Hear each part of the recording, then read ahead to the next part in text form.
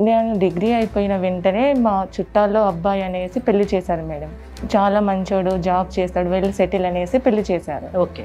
పెళ్లి చేశాక తెలిసింది మేడం అతను జాబ్ చేయడు, బేవస్గా తిరుగుతుంటాడు అనేసి. తర్వాత పెళ్ళి అయ్యాక తెలిసింది. టార్చర్ చేసేవాడు, కొట్టేవాడు మేడం, మాటలతోనే చిత్ర హింసలు పెట్టేవాడు మేడం. ఆ టార్చర్ భరించలేక నేను చచ్చిపోవాలనేసి అనుకున్నాను మేడం.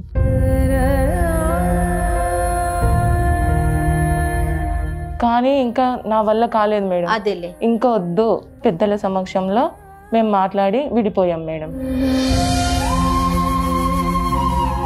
ఇంకా నాకు ఏ బంధం వద్దు అనుకొని నేను మళ్ళీ ఆ సిచ్యువేషన్ నుంచి బయటపడి హైదరాబాద్ వచ్చాను మేడం. కోర్సు చేస్తూ నాకు లక్కీగా సాఫ్ట్వేర్ జాబ్ వచ్చింది మేడం. సంతోషం. ఇది జాబ్ చేస్తున్నప్పుడు అసలు అక్కడే ప్రాబ్లం మొదలైంది మేడం. అక్కడే ప్రాబ్లం అయిందమ్మా. నేను జాబ్ చేస్తున్న సమయంలో నాకు పెళ్లి కాలేదు అనుకొని ఒక అబ్బాయి నేను నిన్ను ప్రేమిస్తున్నాను, నేను నిన్ను పెళ్లి చేసుకోవాలనుకుంటున్నాను అనేసి చెప్పాడు మేడం. ఓకే. అతను నాకన్నా 5 years చిన్న మేడం. నీకు పెళ్ళైనా నీ పిల్లల్ని నా పిల్లల్లాగా చూసుకుంటాను. బాగుంది. తర్వాత 1 year హ్యాపీగానే ఉన్నాం మేడం. వాళ్ళ ఇంట్లో వాళ్ళు ఒకరోజు సడన్గా కాల్ చేశారు మేడం. కాల్ చేసి రమ్మన్నారు ఇంటికి. 1 month వరకు ఆయన అడ్రస్ లేదు మేడం. అసలు నా కాల్ లిఫ్ట్ చేసేవాడు కాదు. అసలు నా గురించి అసలు కొంచెం కూడా పట్టించుకోలేదు మేడం. వదిలేసి వెళ్ళిపోయిండు. నా ఫోన్ కూడా ఆన్సర్ చేయలేదు మేడం. ఆఫీస్లో వెళ్ళి బాధపడుతున్నప్పుడు ఏమైంది అనేసి ఇతని గురించి అడిగినప్పుడు వాళ్ళు చెప్పారు మేడం, పెళ్ళి అనేసి మంత్ లీవ్ తీసుకున్నారు అనేసి చెప్పారు మేడం. హలో చెప్పు నవీన్, ఎక్కడున్నా? ఇంట్లో ఉన్నా. ఇప్పుడు నా పరిస్థితి ఏంటి నవీన్? నువ్వు ఇంటికి వెళ్ళిపోతే నేను పెళ్లి పనిలో ఉన్నాను, డిస్టర్బ్ చేయకు సరేనా? పెళ్ళి అంటున్నావేంటి నవీన్? అంటే మరి నీకు నాకు సెట్ అవ్వట్లేదు. నీకు నాకు చాలా ఏజ్ డిఫరెన్స్. యాక్చువల్గా నీకు 35, నేను చిన్నోడిని. అప్పుడు ఏదో నేను చూసి ఏదో అలా డిసైడ్ అయ్యాను, కానీ ఇప్పుడు నాకు వద్దు. సో నీ దారి నువ్వు చూసుకో, ఓకేనా? ఎక్కడున్నావు నవీన్ మీరు? నేను పెళ్లి పనిలో ఉన్నానండి. చెప్పండి, ఎన్ని పెళ్ళిళ్ళు చేసుకుంటారు మీరు? ఫస్ట్ పెళ్ళి. నీకు రమ్యకి పెళ్ళయింది, అవునా కాదా? ఏది ఫేక్? Registration certificate ఫేకా?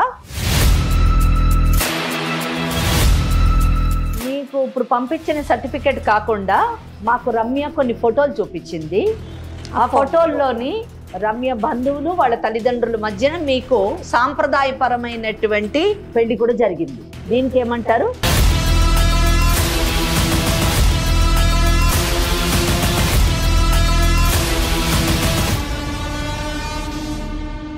కాళ్లలో నొప్పి, నరాల వాపు వంటి లక్షణాలతో బాధపడుతున్నారా? వెరికోస్ వెయిన్స్ లో అత్యాధునిక చికిత్స Avis vascular centre. Avis hospital సమర్పించు లీగల్ అడ్వైస్ కార్యక్రమానికి స్వాగతం. నాతో పాటు అడ్వకేట్ వెంకటేశ్వరి గారు ఉన్నారు. నమస్తే అమ్మా. అమ్మ, సాధారణంగా ఎవరైనా సరే జీవితంలో ఒక్కసారి మోసపోతారు. కానీ మన దగ్గరకు ఒక అమ్మాయి వచ్చిందమ్మా, తన జీవితంలో 2 సార్లు మోసపోయి ఇంకా అసలు నాకు ఈ జీవితమే వద్దు, నా వల్ల కావట్లేదు, నేను ఇంతటితో ఆగిపోదాం అనుకుంటున్నాను, తనువు ఛాలెంజ్ చేయాలనుకుంటున్నాను అన్నట్లుగా వచ్చి నన్ను కలిసింది. అట్లా కాదమ్మా, ఒకసారి మాట్లాడదాము, మేడం ఉన్నారు, నీకు తగిన సలహాలు సూచనలు ఇస్తారు, నువ్వు ఎలా ముందుకు వెళ్ళాలో చెప్తారు అనేసి నేను చెప్పాను. చదువుకొని అంటే మన ముందు తరం ఆ ముందు తరాలను చూస్తే వాళ్ళకి చదువు తక్కువ ఉంటుంది, కానీ ఆత్మస్థైర్యం ఎక్కువ ఉంటుంది, చాలా ఎక్కువ. ఇప్పుడు అమ్మాయిల్లోని చదువు ఉంటుంది, సంపాదన ఉంటుంది, కానీ ఆత్మస్థైర్యం తక్కువ ఉంటుంది. అంతేకాకుండా సమాజంలో వచ్చినటువంటి సమస్యల్ని ఎదుర్కోవడానికి భయపడిపోతున్నారు.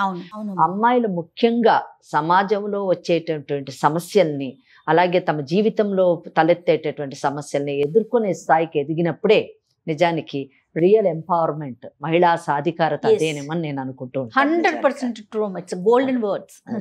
రైట్, మరి అమ్మాయితో ఒకసారి మాట్లాడదాం. నమస్తే అమ్మా, నీ పేరేంటి? నమస్తే. నా పేరు Ramya madam. Okay, advocate Venkateswari అమ్మ. నమస్తే మేడం. నేను ప్రాపర్ ఖమ్మం మేడం. 15 years అవుతుంది మేడం నా మ్యారేజ్ అయ్యి. ఓకే. 2 పిల్లలు మేడం, ఒక బాబు ఒక పాప. నేను డిగ్రీ అయిపోయిన వెంటనే మా చుట్టాల్లో అబ్బాయి అనేసి పెళ్లి చేశారు madam. Arranged marriage. Arrange marriage. Very good. చాలా మంచోడు, జాబ్ చేస్తాడు, వెళ్ళి సెటిల్ అనేసి పెళ్లి చేశారు. ఓకే. పెళ్లి చేశాక తెలిసింది మేడం, అతను జాబ్ చేయడు, బేవస్గా తిరుగుతుంటాడు అనేసి. తర్వాత పెళ్లి అయ్యాక తెలిసింది. అంటే ఎందుకు జాబ్ చేయట్లేదు అంటే అదొక లక్షణమా అతనిలో ఉన్నటువంటిదా, లేకపోతే జాబ్ దొరక్క, లేకపోతే ఆయన వాట్ ఈస్ ద రీజన్ అతను జాబ్ చేయకపోవడానికి కారణం ఏంటి? అతనికి ఇష్టం లేదు మేడం జాబ్ చేయడం. ఎందుకంటే జయ మీరు చూడండి, మనిషికి చాలా అవలక్షణాలు ఉంటాయి. అమ్మా ఏ లక్షణమైన అవలక్షణమైన భరించవచ్చు, ఒక తాగుబోతున్న భరించవచ్చు, ఇంకేమన్నా భరించవచ్చు, కానీ మనిషిలో బద్ధకం అన్నది ఉండి బాధ్యత లేకపోవడం అన్నది చాలా అన్నిటికంటే పెద్ద వ్యసనం అండి. అమ్మాయి ఒక వర్డ్ యూజ్ చేసింది, బేవస్సుగా తిరుగుతూ ఉంటాడని. అలా తిరగడం అన్నిటికంటే పెద్ద వ్యసనం అన్నది నా ఉద్దేశం. కరెక్ట్ అమ్మా, కరెక్ట్, రైట్ మా చెప్పుమా. కానీ పెళ్ళైన తర్వాత ఇంకేం చేయలేను కదా మేడం, అందుకని భరించాను మేడం. మారుతాడేమో అనేసి భరించాను. ఇంట్లో పనులు కూడా చేసేవాడు అంటే సంపాదించేవాడు కాదు మేడం. మరి ఎట్లా మీకు పోషణ ఎట్లా? తర్వాత నేను కొద్ది రోజులకు నేనే స్కూల్లో చెప్పడానికి వెళ్ళాను మేడం. 5,000కి శాలరీ మేడం, నేనే చెప్పడానికి వెళ్ళాను. అవి కూడా లాగుకునేవాడు మేడం నా దగ్గర నుంచి. ఇల్లు గడవడానికి నాకు కష్టం అయ్యేది మేడం. అయినా కానీ మారుతాడు అనేసి అనుకునేదాన్ని మేడం. కానీ మారకుండా ఇంకా ఎక్కువ అయ్యేది మేడం. టార్చర్ చేసేవాడు, కొట్టేవాడు మేడం, మాటలతోనే చిత్ర హింసలు పెట్టేవాడు మేడం. ఆ టార్చర్ భరించలేక నేను చచ్చిపోవాలనేసి అనుకున్నాను మేడం.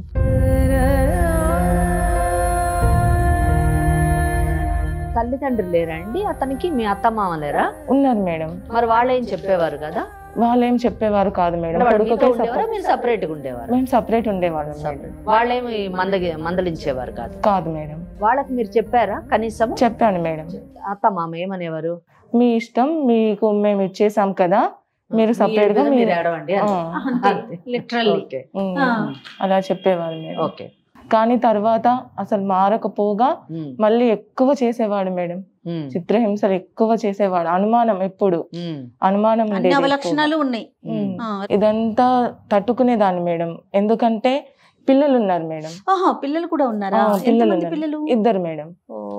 7 years బాబు, 5 years పాప మేడం. ఓకే.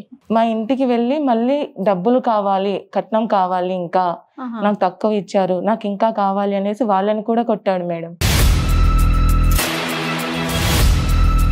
కాదమ్మా, 7, 5 years 2 పిల్లల్ని పెట్టుకొని కూడా ఇంకా మారకుండా ఇంకా కొట్టడం, ఇంకా ఎన్ని సంవత్సరాలు భరిస్తావు? అది కాదు, ఇక్కడ మీరు గమనించదగ్గ విషయం ఏంటంటే 7 years బాబు ఉన్నాడంటే 8 years అయి ఉంటుంది మ్యారేజ్ అయ్యి.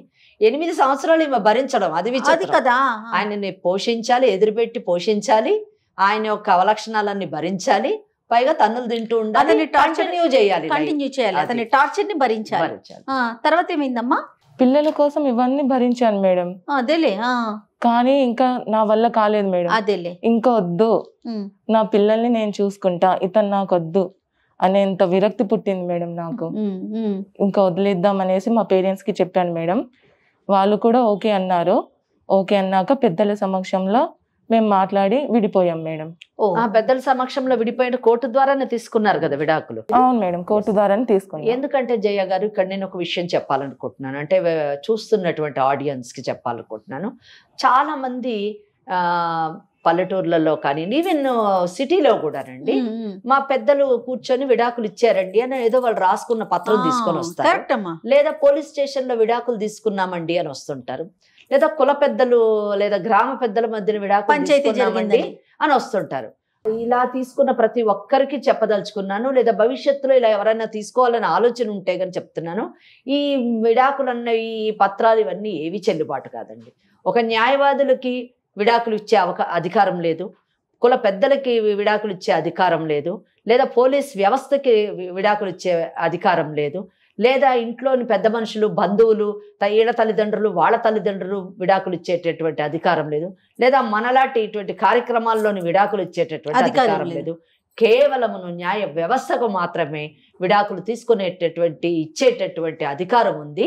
సో అలా తీసుకున్నటువంటి విడాకులు మాత్రమే లీగల్ గా వ్యాలిడ్ డైవర్స్ అంటారు.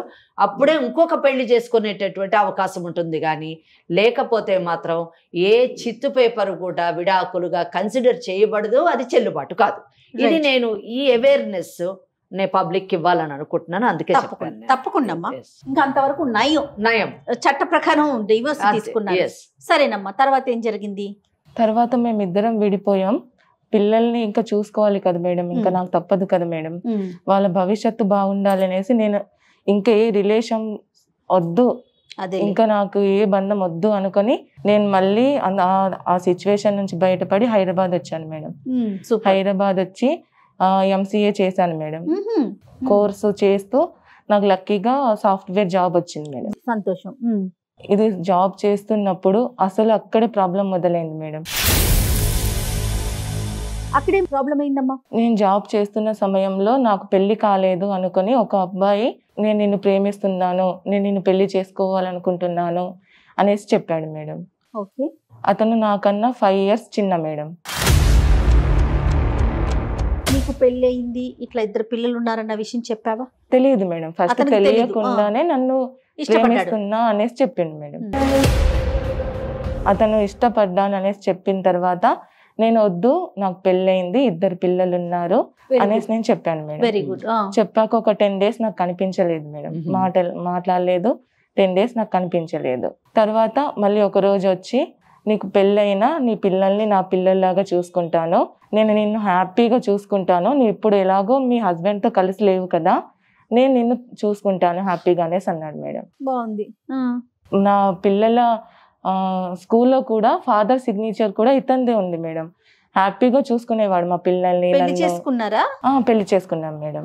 ఇటు మీ సైడ్ అటు వాళ్ళ సైడ్ ఇద్దరికి తెలిసే చేసుకున్నారమ్మా? లేదు మేడం, వాళ్ళ సైడ్ తెలియదు, వాళ్ళ పేరెంట్స్ కి తెలియదు మేడం. మా పేరెంట్స్ కి తెలుసు, మా చుట్టాలకు తెలుసు మేడం, వాళ్ళ పేరెంట్స్ కి తెలియదు. వాళ్ళ తరపున అసలు ఎవరికి, బంధువులు ఎవరికి తెలీదా? తెలియదు మేడం. ఎందుకు తెలియదు? చెప్పలేదు అతను? చెప్పలేదు మేడం. ఎందుకు చెప్పలేదు? ఇప్పుడు నేను చిన్నవాడిని కదా, నాకు టైం ఉంది, నేను తర్వాత చెప్తాను, నేను ఒప్పిస్తాను అనేసి అన్నాడు మేడం. కానీ మీరు ఒప్పించిన తర్వాత చేసుకోమని చెప్పాలి కదా, మీ సేఫ్టీ గురించి. నేను చెప్పాను అయినా కానీ, ఎందుకంటే పెద్దవాళ్ళకి తెలియకుండా పెళ్లి చేసుకుంటే మీకు ఏ పార్టీ భద్రత ఉంటుంది చెప్పండి? అవును మేడం కదా. రేపటి రోజున ఏదన్నా ప్రాబ్లం వస్తే ఎవరిని అడుగుతారు మీరు? మీరు ఆ కండిషన్ పెట్టాల్సింది. తల్లిదండ్రులకు చెప్పు, వాళ్ళ సమక్షంలోనే పెళ్లి చేసుకోనన్ను అని చెప్పాలి. మరి మ్యారేజ్ రిజిస్టర్ చేసుకున్నారా? చేసుకున్నాను. ఓకే. సర్టిఫికేట్ కూడా ఉంది madam. Super. Very good, very good అమ్మా. తర్వాత పిల్లల్ని నన్ను హ్యాపీగా చూసుకునేవాడు మేడం. తర్వాత ఒక్క రోజు సడన్ గా వాళ్ళ పేరెంట్స్ కాల్ చేశారు మేడం. ఎన్ని రోజులు కలిసి ఉన్నారు మీరు? 1 year మేడం. అతనికి మీకేం పిల్లలు లేరు? లేరు మేడం. ఓకే. ఎందుకంటే నా పిల్లల్నే అతని పిల్లల్లాగా చూసుకుంటాను. అది ముందే చెప్పాడు, మిమ్మల్ని ఇంప్రెస్ చేయడానికి చెప్పిన మాటలు అవి మొదట కదా. అవును మేడం. ఎందుకంటే పిల్లల్ని ఎరవేస్తేనే మీరు వస్తారు కదా. రైట్. తర్వాత 1 year హ్యాపీగానే ఉన్నాం మేడం. వాళ్ళ ఇంట్లో వాళ్ళు ఒక రోజు సడన్ గా కాల్ చేశారు మేడం. కాల్ చేసి రమ్మన్నారు ఇంటికి. నిన్న? లేదు మేడం, చెప్తే ఇద్దరిని రమ్మన్నారా అని ఒక హ్యాపీనెస్ లో అడుగుతాను. లేదు మేడం, ఆయన్ని రమ్మన్నారు. ఆయన వెళ్ళాడు మేడం. వెళ్ళాక ఒక 1 month వరకు ఆయన అడ్రస్ లేదు మేడం. అసలు నా కాల్ లిఫ్ట్ చేసేవాడు కాదు. అసలు నా గురించి అసలు కొంచెం కూడా పట్టించుకోలేదు మేడం. వదిలేసి వెళ్ళిపోయిండు. ఓకే.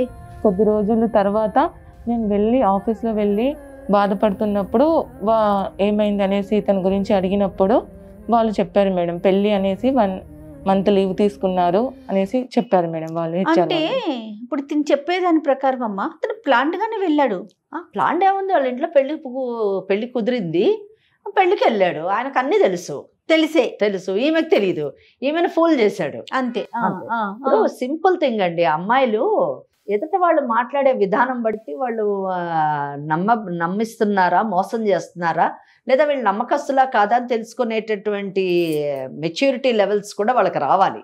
ఎందుకంటే ఇక్కడ మీరే చూడండి, కేసు ప్రజెంట్ చేసేటప్పుడు నాకు అర్థమైపోయింది నిజం చెప్పాలంటే. అందుకే నేను ఇందాక అన్నాను, పిల్లల్ని ఎర చూపిస్తేనే కానీ నువ్వు పడవు కదమ్మా అని అన్నాను. మరి దానికి కారణం ఏంటంటే ఆ అబ్బాయి ఏమో చదువుకున్నవాడు, సాఫ్ట్వేర్ ఉద్యోగం చేస్తున్నవాడు, తినకంటే 5 సంవత్సరాలు చిన్నవాడు, ఒక కుటుంబం ఉంది, పెళ్లి చేసేటటువంటి అవకాశం ఉంది, పెళ్లి కుదిరేటటువంటి అవకాశం ఉంది.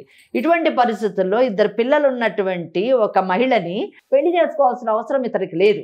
ఫస్ట్ బిగినింగ్ లో కూడా ఈమె పరిచయం అయినప్పుడు ఈమెకి పెళ్ళైన విషయం తెలియదు అని చెప్పేసి ఈమె అనుకుంది, కానీ ఆయనకు అన్ని తెలుసు. అంతే, పెళ్ళయింది తెలుసు, పిల్లలు ఉన్నారని తెలుసు, అన్ని తెలుసు. ఓన్లీ ట్రాప్ చేయాలనుకున్నాడు, చేశాడు. అంటే ఉట్టిగా పెళ్లి చేసుకుంటాను ఇలా అని చెప్తే పడిపోయే రకం కాదు అని లొంగే రకం కాదు అని తెలుసుకొని పెళ్లి అనేటటువంటి ఒక సెంటిమెంట్ తో కట్టి ఆమెని ఫూల్ని చేయాలనుకున్నాడు. నీ పిల్లల్ని నేను చూసుకుంటానని మళ్ళీ ఒక పెద్ద ఇది చేయడం. సో ఇక్కడ చూసారా 2 కేసుల్లో కూడా అంటే మొదట ఉన్నటువంటి భర్త వాడు ఇర్రెస్పాన్సిబుల్, వీడు ఇంకా ఇర్రెస్పాన్సిబుల్. అది అందుకే నేను చెప్పానమ్మా, జీవితంలో 2 సార్లు ఓడిపోయింది, మోసపోయింది. రైట్. తర్వాత ఏమైందమ్మా? నెక్స్ట్ తెలిసినప్పుడు నేను వెళ్ళాను మేడం వాళ్ళ ఇంటికి. వాళ్ళ ఇంటికి వెళ్ళావా? అవును. అక్కడికి వెళ్ళేసరికి వాళ్ళందరూ చుట్టాలు పెళ్లి పనులు అంతా మొదలు పెట్టారు మేడం. నేను వెళ్ళేసరికి ఎవరు అనేసి నన్ను అడుగుతున్నారు. ఆయన ఫ్రెండ్ అని చెప్పాడు మేడం. నన్ను పక్కకు తీసుకెళ్ళి నువ్వు అంటే నాకు ఇష్టం లేదు, నేను నిన్ను వదిలేస్తున్నా, నువ్వు ఇక్కడ నుంచి వెళ్ళిపో అనేసి అన్నాడు మేడం. ఎందుకు ఇష్టం లేదంటే మరి సంవత్సరం పాటు కలిసి ఉన్నాడు కదా. అదే మేడం, నేను నీ పిల్లల్ని చూసుకోలేను, నిన్ను చూసుకోలేను, నాకు మంచి సంబంధం వచ్చింది, నేను తననే చేసుకుంటాను, నువ్వు ఇక్కడ నుంచి వెళ్ళిపో అనేసి అన్నది. నిలకడ లేని వ్యక్తిత్వం అంతే. ఈ రోజు నువ్వు నచ్చుతావు, రేపు ఇంకోళ్ళు నచ్చుతారు, ఎల్లుండి ఇంకోళ్ళు నచ్చుతారు. సో 1 సంవత్సరం క్రితం ఈమె నచ్చింది, ఈమెతో అవసరం తెచ్చుకున్నాడు, ఈ రోజు మంచి సంబంధం వచ్చింది, ఈ అమ్మాయిని చేసుకున్నాడు. ఒకవేళ ఇంతకంటే ఇంకో మంచి సంబంధం వస్తే ఆ అమ్మాయి దగ్గర కూడా వెళ్ళేటటువంటి అవకాశం ఉంది. సో నిలకడ లేనటువంటి వ్యక్తిత్వంతో ఉన్నటువంటి వ్యక్తిని ఈమె నమ్మడం ఈమెకు దురదృష్టం. నేను ఇంకా వచ్చేసాను మేడం అక్కడి నుంచి. వాళ్ళ తరపున పేరెంట్స్ తో గానీ వాళ్ళ బంధువులతో గానీ ఎవరైనా మాట్లాడేవా నువ్వు? లేదు మేడం, నాకు ఇంకా ఏం చేయాలో అర్థం కాలేదు మేడం. ఎందుకంటే నేను ఫస్ట్ మోసపోయి ఉన్నాను.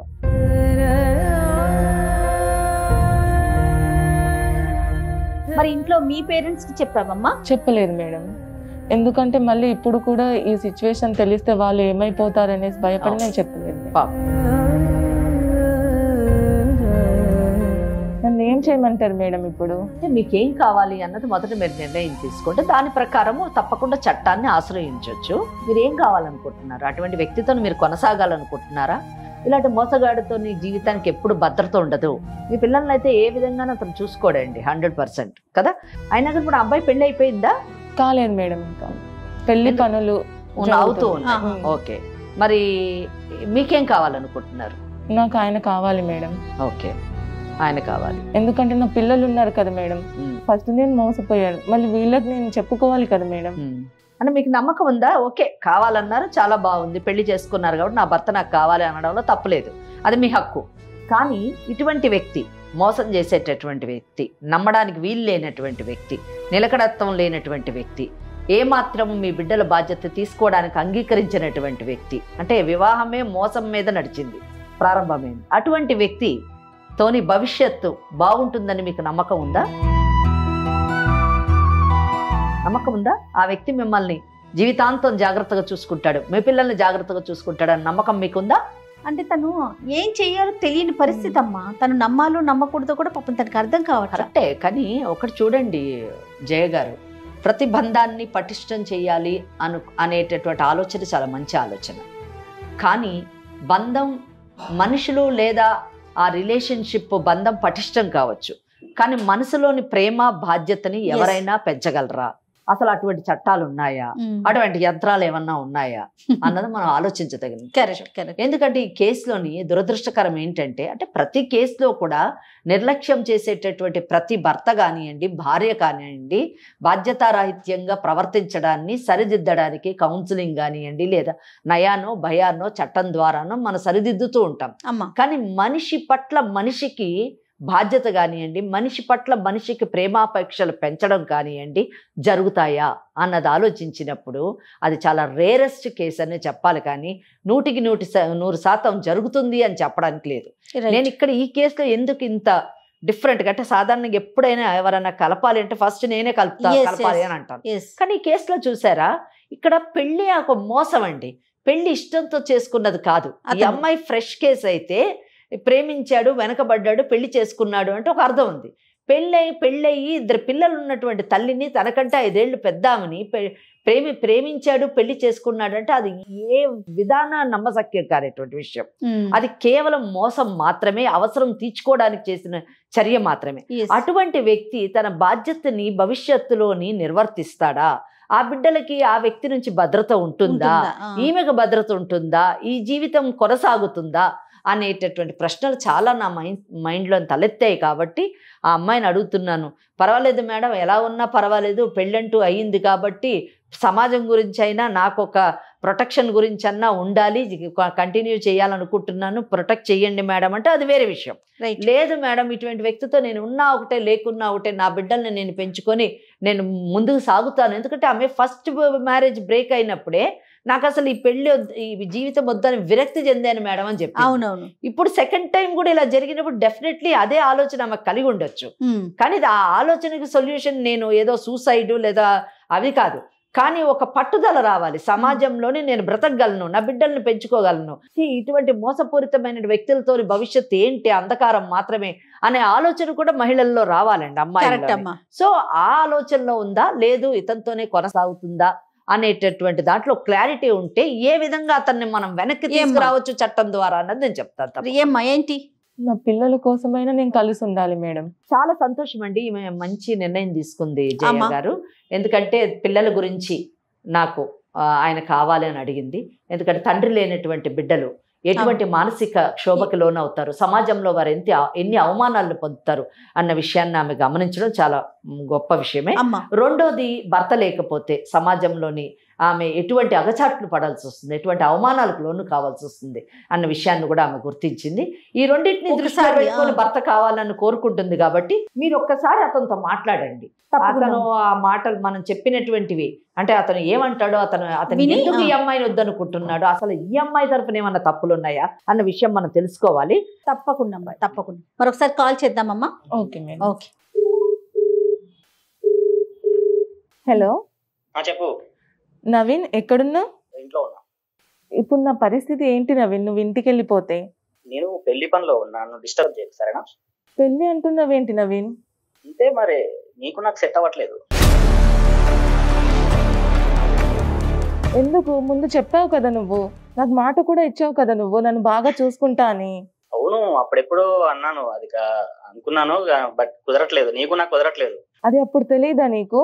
నీకు నాకు చాలా ఏజ్ డిఫరెన్స్.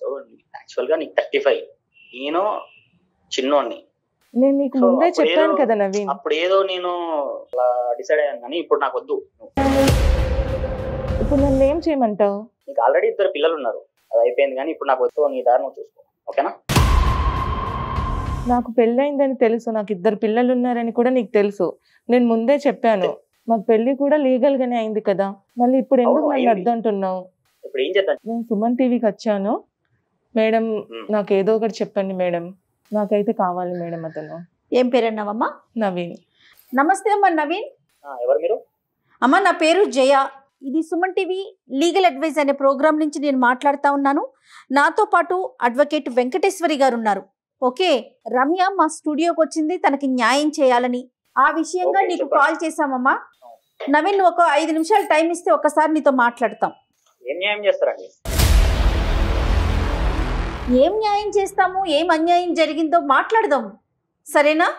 నువ్వు కొంచెం ఓపిక్గా వినగలిగితే, స్టార్టింగ్లోనే నువ్వు ఏం న్యాయం చేస్తావని అడిగితే నువ్వు చాలా న్యాయం చేసావు కదా, ఆ న్యాయం గురించి ఒకసారి మాట్లాడదాం. ఎక్కడున్నావు నవీన్ మీరు? మీకు పెళ్ళయిందా? నేను పెళ్లి పనిలో ఉన్నానండి, చెప్పండి. ఎన్ని పెళ్ళిళ్ళు చేసుకుంటారు మీరు? ఫస్ట్ పెళ్లి. ఫస్ట్ పెళ్ళా? ఇదే నీ మొదటి పెళ్ళి అంతే? అవును మేడం.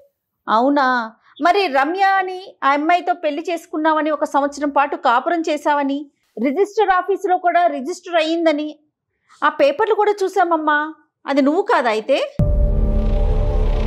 ఇది నీది వాట్సాప్ నెంబరే కదా, దీనికి మా టీం పంపిస్తారు, ఒక్కసారి ఆ ప్రూఫ్ ఏంటో నువ్వు చూద్దు గానీ. నాతో పాటు అడ్వకేట్ వెంకటేశ్వరి గారు ఉన్నారు, ఒక్కసారి మాట్లాడమ్మా. నవీన్, మీరు ప్రూఫ్ అడిగారు కదా, మీకు రమ్య అన్న అమ్మాయి తెలుసా? తెలుసు మేడం. ఎలా పరిచయము? తను నాకు ఆఫీస్ కొలీగ్. ఆఫీస్లో పరిచయం. ఎంతకాలం నుంచి పరిచయం? 2 years మేడం. 2 years. ఆ అమ్మాయికి పిల్లలు ఉన్నారా? ఉన్నారు మేడం. ఉన్నారు, 2 పిల్లలు ఉన్నారు. వాళ్ళు మీకు పుట్టారా? లేదు మేడం. ఎవరికి పుట్టారు? ఏమో తెలియదు. అంటే ఆమె భర్తకు పుట్టారా లేకపోతే మీకు తెలియదా? నాకు తెలియదు మేడం. మీకు తెలియదు. సరే, పిల్లలు ఉన్నారు. ఓకే, మీకు తెలియదు. సరే, ఒక్కటి మాత్రం మీకు తెలుసు అనుకుంటున్నాను, మీకు రమ్యకి పెళ్ళయింది, అవునా కదా? ఫేక్ మేడం అది. ఏది ఫేక్? Registration certificate ఫేకా? అమ్మ ఒక్క నిమిషం, మన వాళ్ళని అడుగుతాను. అమ్మ సర్టిఫికేట్ పంపించారా? గని పంపించారా? రైట్, ఒక్కసారి చూసుకోమనండి అమ్మ. మీకు వచ్చినటువంటి ఇప్పుడు వాట్సాప్లో పంపించాము ఆ మ్యారేజ్ రిజిస్ట్రేషన్ సర్టిఫికేట్లో మీకు రమ్యకి పెళ్ళైనట్టుగా ఉంది.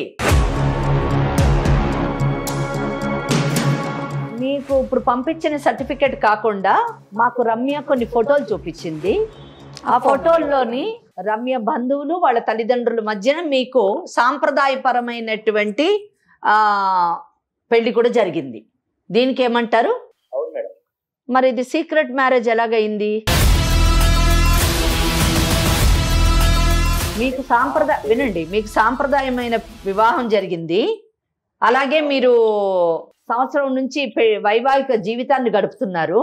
నేను ముందు అడిగిన ప్రశ్నలన్నిట్లోని అంటే ఆమె వయసు చిన్నది అన్నది మీకు తెలుసు, ఆమెకు ముందు పెళ్ళయింది అన్న విషయము తెలుసు, ఆమెకి 2 పిల్లలు ఉన్నారు అన్న విషయము తెలుసు, మీరిద్దరూ 22 ఏళ్ల నుంచి పరిచయస్తులు అన్న విషయము తెలిసింది.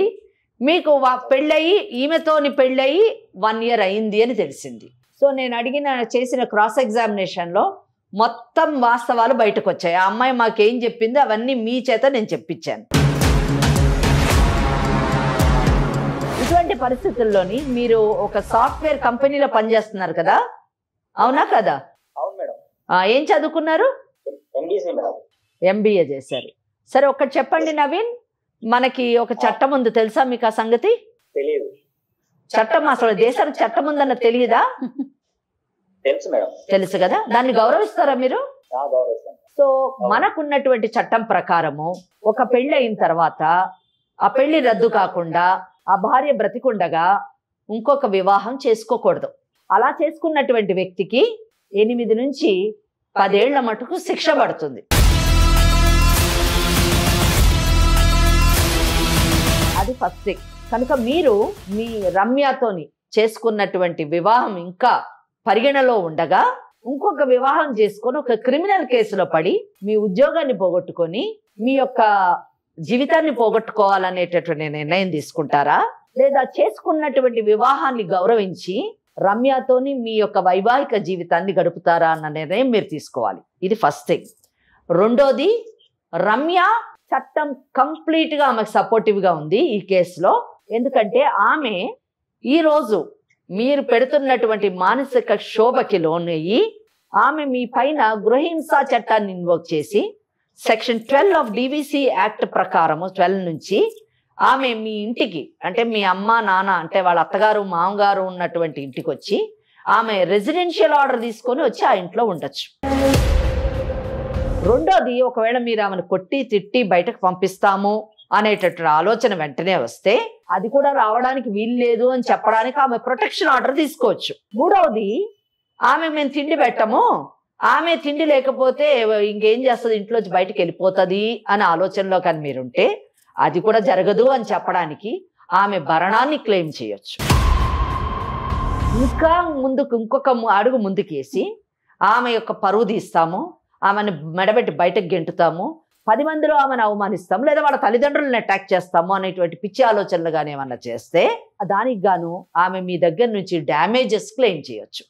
ఇలాగా ఇన్ని కేసులు మిమ్మల్ని చుట్టుముట్టితే ఎటు చూసినా కానీ మీకు కానీ మీ తల్లిదండ్రులకు కానీ అన్నదమ్ములకు కానీ అక్క చెల్లెళ్ళకి కానీ ఎవరన్నా కానివ్వండి అసలు ఇక భవిష్యత్ అంటూ ఉండదు. జీవితం అంతా అంధకారం, జీవితం అంతా కోట్ల చుట్టూ తిరుగుతూ ఆ ఇచ్చేటటువంటి వాళ్ళు అంటే మీకు ఇప్పుడు ఎవరో పెళ్లి సంబంధం కుదిరిందన్నారు కదా, వాళ్ళకి మీకు పెళ్ళయి భార్య ఉందన్న సంగతి తెలిసి ఉండకపోవచ్చు.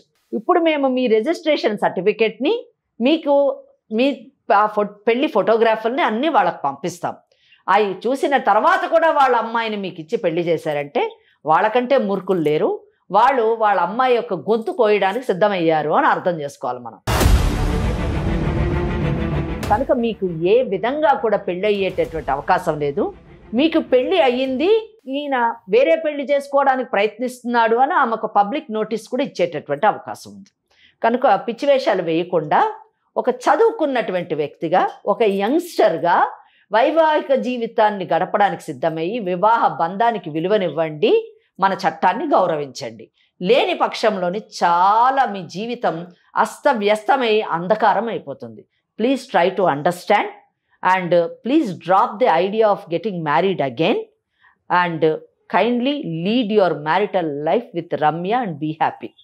ఓకే, వినిపించిందా నవీన్? నాకు ఇష్టం లేదు తను. ఇష్టం లేకపోతే ఒక పని చెయ్యి. ఇష్టం లేకపోతే నువ్వేం చేయాలనుకుంటున్నావు అది చెయ్యి. ఆమె చేత మేము ఏం చెయ్యాలో అది చేయిస్తాము. ఇప్పుడు చెప్పిన కేసులన్నీ వేయిస్తాము. ఆ తర్వాత నువ్వే వచ్చి నువ్వే నాకు కావాలి, నువ్వే దేవతవని కాళ్ళు పట్టుకుంటాం. కాదు నవీన్, అర్థమైందా? నవీన్ అసలు మీరు ఏం మాట్లాడుతున్నారు? మేడం ఎంత క్లియర్గా చెప్తా ఉన్నారు. నీకు ఎన్ని సెక్షన్లు ఉన్నాయి, ఎన్ని చట్టాలు ఉన్నాయి, ఎటు నుంచి చూసినా కూడా మొత్తం పూర్తిగా ఆ అమ్మాయికి సపోర్టివ్గా ఉన్నాయని చెప్తా ఉన్నా కూడా నాకు ఇష్టం లేదు. అదొకటే మాట. మీకు ఇష్టం లేకుండా ఎందుకున్నారు మరి? ఒక సంవత్సరం పాటు అమ్మాయితో ఎందుకున్నావు? అమ్మాయి పెద్దదని తెలీదా? 2 పిల్లల తల్లి అని తెలీదా? ఏం మాట్లాడుతున్నావు? నీ ఇష్టమే అంతా. మనం ఒక సమాజంలో ఉన్నామమ్మా. ఏమి అడవుల్లో అరణ్యాల్లో లేవు నీ ఇష్టం వచ్చినట్టు నువ్వు బిహేవ్ చేయడానికి. కాదు, ఒక అడ్వకేట్ మేడం నీకు ఇన్ని సెక్షన్లు ఉన్నాయిరా నాయనా, నీకు ఇంత శిక్షలు పడే అవకాశాలు ఉన్నాయి, నీతో పాటు నీ కుటుంబం, నీ భవిష్యత్తు అంతా నాశనం అవుతుందని చెప్పినా మొత్తం విని నాకు ఇష్టం లేదని ఒక 1 wordలో చెప్తున్నావు నువ్వు. ఇష్టం లేదని అలాగే ఉండు. ఫస్ట్ నీ జాబ్ తీయిస్తాము. క్రిమినల్ కేసు వేస్తే ముందు జాబ్ ఊడిపోతుంది. ఆ తర్వాత మీ అమ్మ నాన్న ఎవరెవరు ఉన్నారు అందరు లోపలికి వెళ్తారు. వాళ్ళని చూస్తూ ఆనందిద్దు. నువ్వు పెళ్లి కూడా చేసుకున్నావు, ఇంకో పెళ్లి. ఆ పెళ్లి చేసుకున్న తర్వాత జైల్లో 8 సంవత్సరాలు మీ చేసుకున్న అమ్మాయిని కూడా బెటరు కాపురం చేయడానికి. అర్థమైందా? నువ్వు ఒక్కడమే ఉంటావు జైల్లో. పిచ్చి మాట మాట్లాడద్దు. తెలివిగా ఆలోచించడానికి ట్రై చేయి. మూర్ఖంగా పిచ్చి పిచ్చిగా మాట్లాడద్దు. చదువుకున్నవాడివి. నాకు కొంచెం టైం ఇవ్వండి మేడం. ఇలా అన్నావు బాగుంది. టైం ఇచ్చేదే ఉంది. నీకు టైం ఇచ్చినా 10 ఏళ్ళు టైం ఇచ్చినా 10 రోజులు టైం ఇచ్చినా నీకు వేరే ఆప్షన్ లేదు. ఇది ఒకటే ఆప్షన్ అంతే. అర్థమైందా? ప్రతి ఒక్కరికి నీ లైఫ్ ని 2 ఆప్షన్స్. నీకు లైఫ్ ని నాశనం చేసుకుంటావా భవిష్యత్తుని, లేదా చక్కగా హ్యాపీగా ఉంటావా? ఈ రెండిట్లో సెలెక్ట్ చేసుకోవడానికి పెద్ద టైం అక్కర్లేదు. అర్థమైందా? నువ్వు ఫస్ట్ మమ్మల్ని అప్రోచ్ కా అమ్మా, మా దగ్గరికి రా. ఇంకొక విషయం అమ్మా, వాళ్ళ పేరెంట్స్ ని ఒప్పించుకోవాల్సిన బాధ్యత కూడా అబ్బాయిదే ఉంది. మనకెవరికి లేదు, అమ్మాయికి లేదు, మనకి లేదు. ఏమంటారమ్మా? అంతే. ఎందుకంటే మిస్టేక్ చేసింది. ఒకటి గుర్తుపెట్టుకో నవీన్, రమ్యకి ఏం ఫరక పడదు. ఆల్రెడీ ఒక భర్తకు విడాకులు ఇచ్చింది. నిన్ను కూడా గెట్ లాస్ట్ అనొచ్చు, కానీ నిన్ను మాత్రం ఉట్టికి గెట్ లాస్ట్ అనదు. అన్ని నేను చెప్పిన కేసులు అన్ని వేయించి నీకు బుద్ధి చెప్పి మరీ గెట్ లాస్ట్ అంటది. కనుక అనవసరంగా కలవండి, కలిసి సెటిల్ చేసుకోండి. ఓకేనా? మిమ్మల్ని ఏం బెదిరించాలన్నది మా ఉద్దేశం కాదు. ఉన్న చట్టాన్ని మీకు చెప్పాము, మీరు బాగుండాలన్నదే మా కోరిక.